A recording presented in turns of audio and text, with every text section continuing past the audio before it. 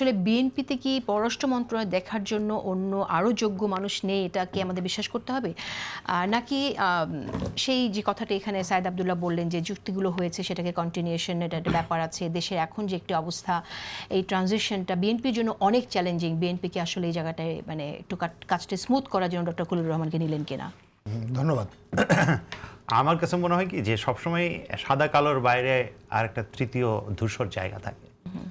তো ধরেন খলিলুর রহমান একদিকে দানব, আরেকদিকে হচ্ছে মানে ইয়ার পরাকাষ্ঠা। মানে তখন বিএনপি যখন বলেছিল যে খলিলুর রহমান হচ্ছে আমাদের সার্বভৌমত্বের জন্য হুমকি, তখন কিন্তু আরেক পক্ষ এরকমও বলেছিল যে খলিলুর রহমান হচ্ছে সার্বভৌমত্বের গ্যারান্টি। এনসিপির নেতারাই বলেছিল হ্যাঁ যে উনি কত ভালো ওনার কাজ সম্পর্কে প্রশংসা করেছেন। মানে এটা এবং খলিলুর রহমান আসলে কিভাবে পুরো বাংলাদেশকে রক্ষা করছে, কিভাবে আসলে এই যে মানে রোহিঙ্গা সংকট সহ শুরু করে সমস্ত কিছু, এবং তার অনেক ফিরিস্তি মানে আমরা শুনেছি।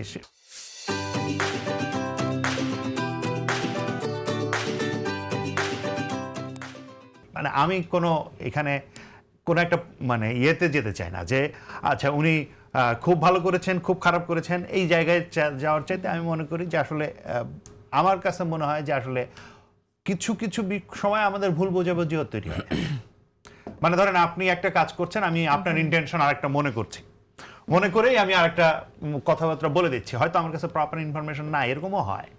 এটা যে কোনো বড় দল ছোট দল সকলের ক্ষেত্রেই হয়। সেক্ষেত্রে তো বিএনপির এটা বলা উচিত ছিল, যেটা আমাদের হ্যাঁ সেটা বিএনপির ব্যাপার, তারা বলবেন কিনা হ্যাঁ সেটা তাদের ব্যাপার। কিন্তু এরকম জায়গা হয়, আমি বলছি এটা থিওরিটিক্যালি যদি ধরি, এরকম একটা গ্রে জায়গাও থাকে।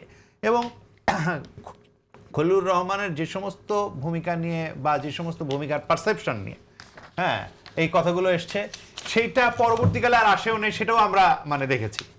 এটা মানে আমার সঙ্গে সর্বশেষ শোনা সম্ভবত আমরা সংবিধান সংস্কার পরিষদের যে ওটটা নেওয়ার কথা, সেই বিষয়টা একটু আসতে চাই। ওটটা যে বিএনপির সংসদ সদস্যরা নিলেন না, এটার কনসিকুয়েন্স আসলে কি হতে পারে বলে আপনি মনে করেন? এর মধ্যে গণভোট কি ইতিমধ্যে হাইকোর্টে রিট করেছে চ্যালেঞ্জ করে, সেটাও আপনি জানেন। হ্যাঁ আচ্ছা, আমি প্রথমত বলি যে মানে কোনো দল করেনি, একজন ব্যক্তি রিট করেছেন। হ্যাঁ আচ্ছা, আমি প্রথমত বলি যে আমরা এই পুরো বিষয়টাকে যদি আমরা একটু গোড়া থেকে দেখতে চাই, তাহলে আসলে আমার এটার ক্ষেত্রে আমাকে একটু সময় দিতে হবে। হ্যাঁ, যে গোড়া থেকে যদি আমরা দেখতে চাই তাহলে দেখব যে আসলে এই যে সংবিধান সংস্কার পরিষদ, এটার সাথে গণসংহতি খুবই কাজ করেছে, মানে একেবারে শুরু থেকে এটা প্রস্তাব করেছি যে এটা করা দরকার, এটা না হলে আসলে আমাদের এই যে মৌলিক সংস্কারগুলো এটা আসলে টেকসই হবে না। হ্যাঁ আচ্ছা, আমরা এটা বলেছি এবং আমরা ঐক্যমত কমিশনে এটা প্রথম থেকে বলে আসছি, আমাদের একেবারে প্রথমে যখন আমরা মতামত দিই তখন থেকে বলে আসছি। কিন্তু ঐক্যমত কমিশন কিন্তু কখনো এই বিষয়টা আলোচনায় নিয়ে আসে নাই, একেবারে শেষ দিন পর্যন্ত এটা কোনোদিন আলোচনায় নিয়ে আসেন নাই। আদেশ দেওয়ার সময় তিনি হুট করে এটা ঢুকিয়ে দিচ্ছেন যে এটা আসলে একটা এই সংবিধান সংস্কার পরিষদ হবে। কেন? এতদিন ধরে আমরা বলছি, তাদেরকে সমস্ত জায়গা থেকে বলেছি যে আমরা এই মানে এই সংস্কার পরিষদের দাবিটা মানে আমরা করছি এবং এটার যৌক্তিকতা আছে, এবং আমাদের এইটার ভিত্তিতেই আসলে যেহেতু জাতীয় ঐক্যমতের ভিত্তি কি? ঐক্যমতের ভিত্তি হচ্ছে রাজনৈতিক দলগুলোর ভেতরে একটা জাতীয় ঐক্যমত, সেটা তো আলাপ আলোচনার মধ্যে দিয়ে হইতে হবে। আমরা বলেছি এটা ভালো, এটা গ্রহণযোগ্য, এটার কারণেই এটা হইতে হবে, এটা তো অগণতান্ত্রিক। আমরা দাবি করেছি বলেই এটা হতে হবে, এই জায়গাটাই তো আসলে অগণতান্ত্রিক। এটা তো আসলে সকলের ভেতর দিয়ে আসলে আলাপ হয়নি। আমি ছিলাম উপস্থিত, কোনো সময় দেওয়া হয়নি এই বিষয়ে আলোচনার জন্য। আচ্ছা, মানে এই যে এই প্রক্রিয়াটা চাপিয়ে দেওয়ার প্রক্রিয়াটা, এই প্রক্রিয়াটা ছিল অগণতান্ত্রিক এবং আদেশের ভেতরে এটা দিয়ে দেওয়া হলো। বিএনপি কেন মেনে নিল এই প্রশ্ন আছে। বিএনপি কিন্তু তখনও বিরোধিতা করেছিল, কিন্তু কি কারণে মেনে নিয়েছে এটা আমার কাছে পারসেপশন বলতে পারেন এটা, যে আসলে নির্বাচনটা হয়ে যাক, নির্বাচনটা অন্তত হইতে দেন, নাহলে নির্বাচনে গন্ডগোল সৃষ্টি হবে, এই পারসেপশন থেকে তারা হয়তো মানে আমার পারসেপশন হচ্ছে যে এটার জন্য তারা হতে দিয়েছে। আমরা কিন্তু তখনও এটা বলেছিলাম যে আমরা এই আদেশ হয়ে যাওয়ার পরও এখনো জাতীয় ঐক্যমত্যের প্রয়োজন শেষ হয়ে যায়নি। যদি জাতীয় ঐক্যমত্য প্রতিষ্ঠিত না হয় তাহলে ভবিষ্যতেও এটা আসলে আমাদের জন্য একটা কাঁটা হয়ে থাকবে।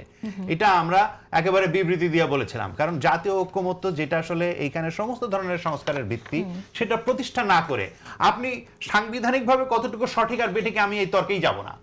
হ্যাঁ, সাংবিধানিকভাবে সঠিক বেঠিকের জায়গার চাইতে আমার কাছে অনেক বেশি মানে জায়গাটা হচ্ছে আপনি একটা জাতীয় ঐক্যমত্য প্রতিষ্ঠা করবেন রাজনীতির মধ্যে দিয়ে, এবং সংবিধান একটা রাজনৈতিক ব্যাপার, একটা মানে আইনি ব্যাপারের চাইতেও একটা রাজনৈতিক ব্যাপার প্রথমত সংবিধান। তাহলে সংবিধানের আইনি বিষয় কোনোদিনই মীমাংসা হবে না রাজপথে।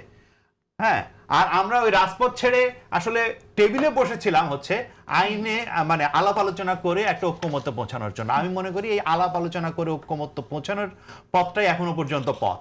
বিএনপি কিন্তু এখনো বলে নাই যে সে মানে এটা করবে না। এখনো পর্যন্ত যেটা বলেছে যে আসলে আমরা এটা আইনগতভাবে সিদ্ধ করে যাতে টেকসই হয় সেভাবে করে এটা মানে সংসদে আলোচনা করে এটা করব। তো সেক্ষেত্রে এই আলোচনার পথটা খোলা রাখা এবং সকলে মিলেই আসলে এই জায়গায় পৌঁছা, আমি মনে করি যে এই জায়গায় পৌঁছতে হবে আমাদের, যে আসলে একটা জুলাই সনদের বাস্তবায়ন আসলে অতীতের কোনো ওই যে কি বলে যে 3 দলের রূপরেখা বা এরকম কিছু যাতে হয়ে কোনো ঝুলে না যায়।